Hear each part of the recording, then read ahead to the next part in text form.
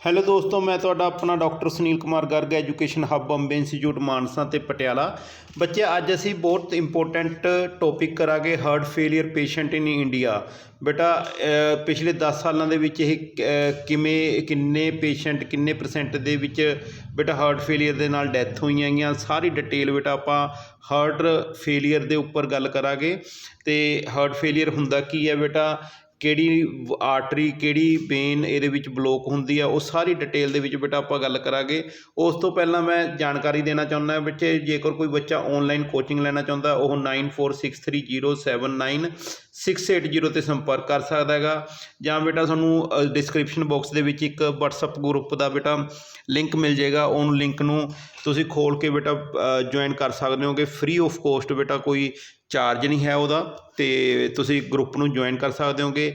ਇਹ ਬੱਚੇ ਇੱਕ ਔਨਲਾਈਨ ਕੋਚਿੰਗ ਦੇ ਲਈ ਬੇਟਾ ਤੁਸੀਂ 9463079680 ਤੇ ਸੰਪਰਕ ਕਰ ਸਕਦੇ ਹੋਗੇ, ਤਾਂ ਜੋ ਬੇਟਾ ਇਹ ਫੀਸ ਜਿਹੜੀ ਹੋਊਗੀ ਤੁਹਾਡੀ, ਜਿਹੜੀ ਥੋੜ੍ਹੀ ਅਮਾਊਂਟ ਹੈਗੀ, ਇਹ ਉਦੋਂ ਤੱਕ ਦੀ ਹੋਏਗੀ ਜਦੋਂ ਤੱਕ ਤੁਹਾਡਾ ਕੋਈ ਵੀ ਪੇਪਰ ANM GNM ਜਿਹੜਾ ਵੀ ਪੈਰਾਮੈਡੀਕਲ ਐਗਜ਼ਾਮ ਹੈ ਉਹ ਕੁਆਲੀਫਾਈ ਨਹੀਂ ਹੋ ਜਾਂਦਾ, ਉਦੋਂ ਤੱਕ ਦੀ ਤੁਹਾਡੀ ਫੀਸ ਰਹਿਣ ਵਾਲੀ ਹੈਗੀ।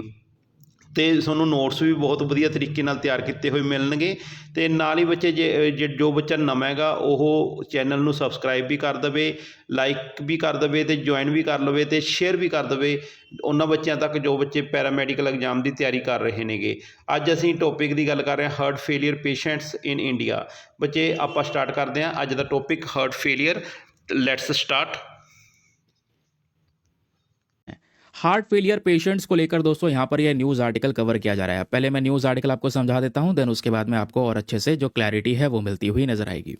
ये देखिए, एक स्टडी आई है और उस स्टडी के अंदर, उस अध्ययन के अंदर में काफ़ी सारे एस्पेक्ट्स क्लियर करे गए कि भारत के अंदर में पिछले कुछ समय पर हार्ट फेल काफ़ी लोगों का हुआ है और हार्ट फेलियर के जो पेशेंट्स हैं वो लगातार इंक्रीज होते चले जा रहे हैं इंडिया के अंदर में, और इनकी संख्या इंक्रीज होने के साथ साथ दोस्तों यहाँ पे बहुत सारे लोगों की डेथ भी हो रही है, ऐसा यहाँ पे बोला जा रहा है, जो हमारे लिए यहाँ पर एक सही चीज़ नहीं है या फिर सही इंडिकेशन नहीं है, इसको मेंशन किया गया।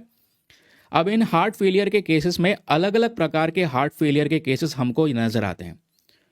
मेंशन ये भी किया गया है 25% जो हार्ट फेलियर पेशेंट्स हैं इनकी जान जा रही है एक पर्टिकुलर ईयर के अंदर में, और मॉर्टेलिटी रेट जो है, जो यहाँ पे लोगों की जान जा रही है, वो डिपेंड करता है अलग अलग प्रकार की कंडीशंस के ऊपर में।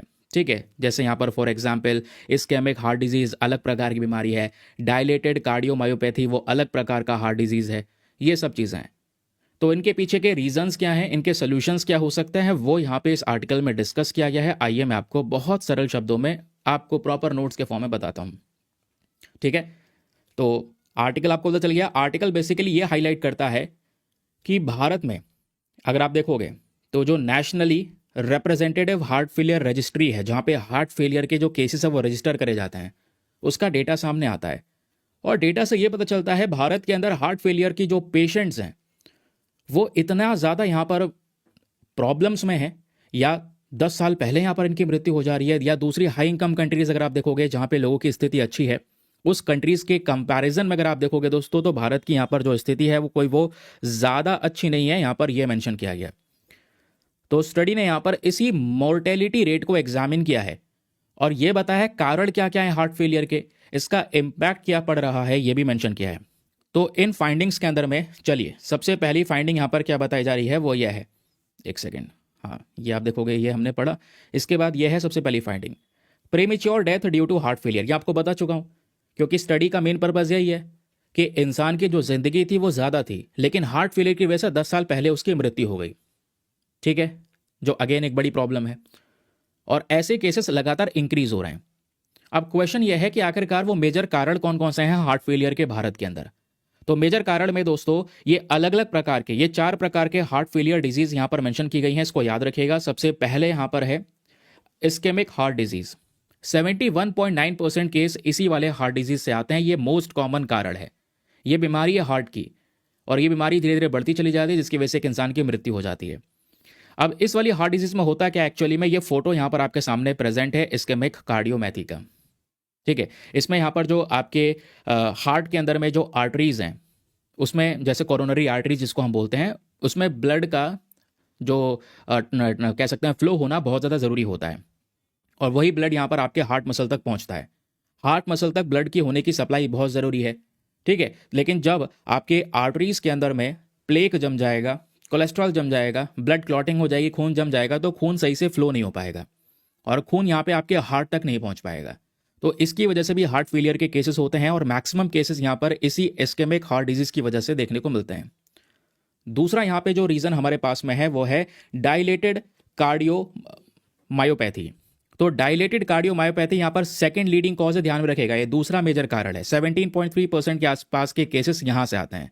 और इसमें एक्चुअली में क्या होता है ये आप देखेंगे, ये एक इंसान का नॉर्मल हार्ट है और ये डायलेटेड कार्डियोमायोपैथी के अंदर में जो ये वॉल्स हैं ये काफ़ी ज़्यादा चौड़ी हो जाती हैं और जो ये चैम्बर्स हैं, ये देखो चैम्बर का साइज़ कितना छोटा है, यहाँ पर ये चैम्बर का साइज़ बहुत ज़्यादा इनलार्ज हो जाता है, बड़ा हो जाता है। तो ये भी एक कारण बन जाता है हार्ट फेलियर का। फिर तीसरा यहाँ पर कारण है रियोमेटिक हार्ट डिजीज़, ये तीसरा लीडिंग कॉज है। और मतलब ये कारण तो तीसरा है, लेकिन सबसे ज़्यादा जो मृत्यु होती हैं आज इंडिया के अंदर में, मॉर्टेलिटी रेट इसमें बहुत हाई है। मृत्यु सबसे ज़्यादा इसकी वजह से होती हैं, रियोमेटिक हार्ट डिजीज़ की वजह से। अब रियोमेटिक हार्ट डिजीज़ में क्या होती हैं, जो हमारे हार्ट के अंदर में वॉल्व प्रेजेंट है, ये आप देख पाएंगे जो वॉल्व्स हमारी प्रेजेंट है ये डैमेज हो जाती हैं, ये खराब हो जाती हैं, जिसकी वजह से हार्ट फेलियर हो जाता है। फिर लास्ट में आप देख पाएंगे जो चौथा है वो है कॉन्जेनिटल हार्ट डिजीज़ हो गया या इन्फेक्टिव एंडोकार्डिटिस हो गया। ये भी यहाँ पर एक बड़ा इशू हमारे सामने प्रेजेंट है। अब इन्फेक्टेड एंडोकार्डिटिस में क्या होता है, इसके कई सारे टाइप्स होते हैं।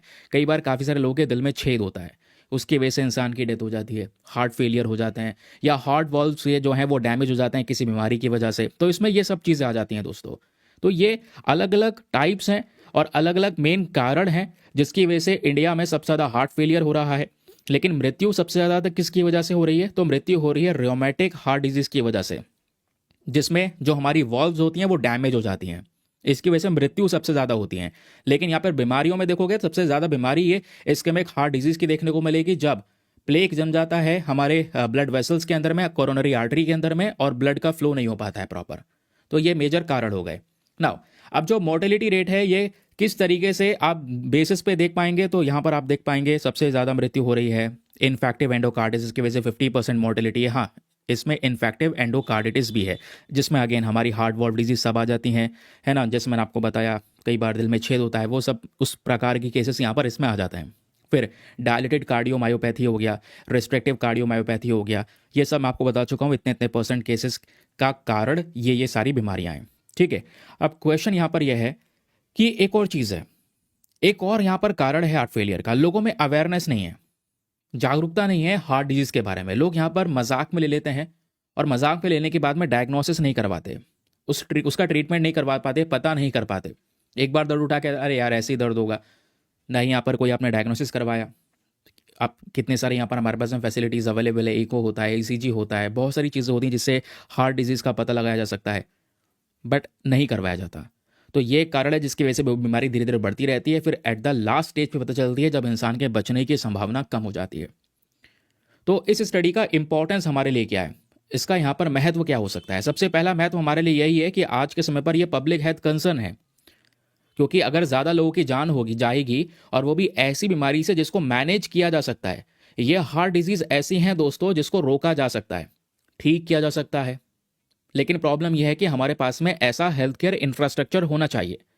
तो हमें करना क्या होगा, सबसे पहले डायग्नोसिस का जो एक्सेस है वो प्रोवाइड करवाना होगा। लोगों को पता होना चाहिए कि भाई मुझे कहाँ पे ट्रीटमेंट करवाना है, मुझे कौन सी बीमारी है, क्योंकि वो बीमारी का पता लगाना सारी टेस्टिंग से होंगे। तो आपको टेस्टिंग करवाना होगा और टेस्टिंग की फैसिलिटीज़ इंडिया को प्रोवाइड करवानी होगी, गवर्नमेंट को इस पर काम करना होगा। टेस्टिंग के बाद में यहाँ पे अर्ली ट्रीटमेंट पे फोकस कर सकते हैं, क्योंकि टेस्टिंग होगी तो आपको पता चल गया ये बीमारी है। अब आप शुरुआत में ही ट्रीटमेंट ले लेंगे तो बीमारी जल्दी ठीक हो जाएगी, ठीक है। फिर तीसरा देख सकते हैं, लॉन्ग टर्म डिजीज मैनेजमेंट का इशू आ जाता है, ठीक है। जब लंबे समय तक बीमारी बनी रहती है तो उसको ठीक कर पाना थोड़ा सा मुश्किल हो जाता है और वो धीरे धीरे करके बॉडी में फैल जाती है।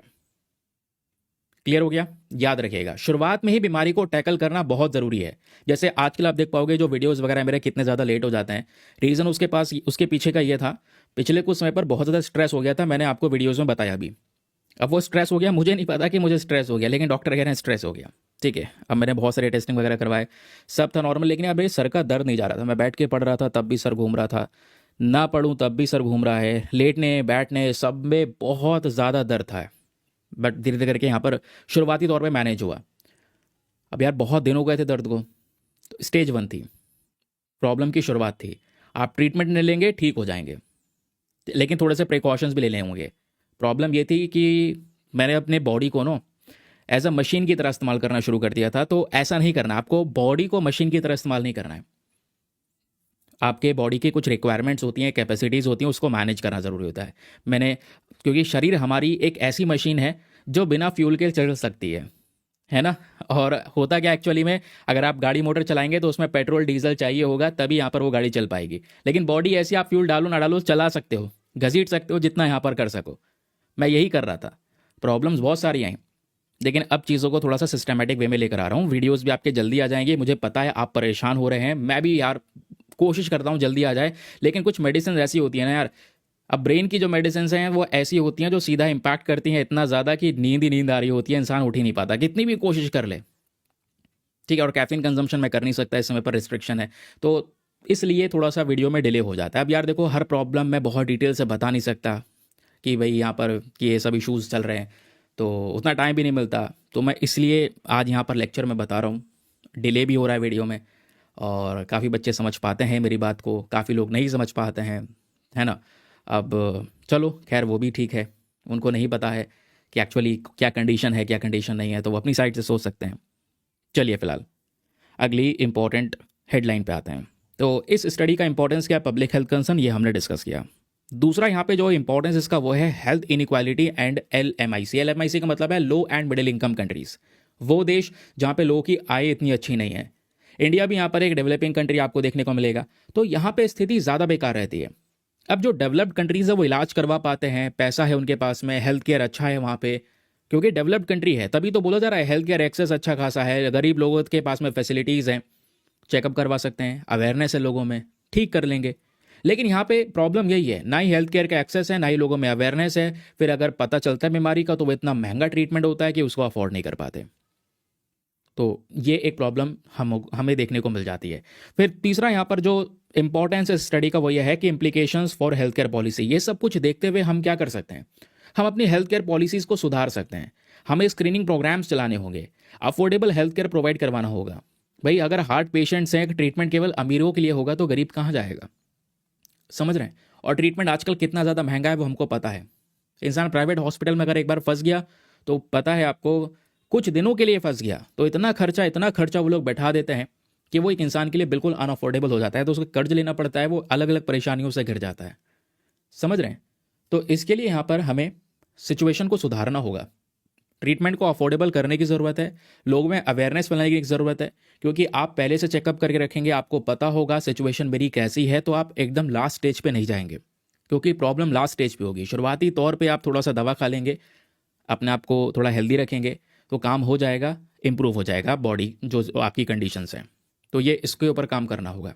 कई बार हम बोलते हैं कि जो यार हेल्दी फूड है मार्केट में वो वैसे बहुत महंगा है, उससे सस्ता हमें थोड़ा सा अनहेल्दी फूड, जंक फूड मिल जाता है, वो कंज्यूम कर लेते हैं। तो आप ये भी तो सोचो कि हेल्दी फूड थोड़ा सा महंगा है, कोई बात नहीं, फ्रूट्स नट्स ये सब चीज़ें, सीड्स वगैरह को यहाँ पर आप इंक्लूड कर सकते हैं आपके डाइट में। हेल्थ बहुत ज़रूरी है आज के समय पर। जिस तरीके का आज का खान पान है और जिस तरीके की यहाँ पर मिलावटें हो रही हैं, उस हिसाब से यहाँ पर आपको अपनी डाइट को अच्छा लगना पड़ेगा। जंक फूड की तरफ नहीं जाना है। भले यहाँ पर हेल्दी फूड थोड़ा एक्सपेंसिव हो जाएगा, लेकिन वो इस हॉस्पिटल के बिल से ज़्यादा एक्सपेंसिव नहीं होगा। आज हम ज़्यादा तला भुना खाते हैं, जो कह सकते हैं कोलेस्ट्रॉल है वो इंक्रीज़ हो जाता है।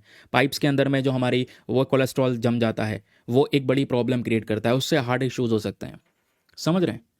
तो इसमें बहुत सारे चैलेंजेस हैं, उसको भी यहाँ पे हाईलाइट किया गया है। चैलेंजेस में सबसे पहला प्रॉब्लम है कि आज डायग्नोसिस में दिक्कत है।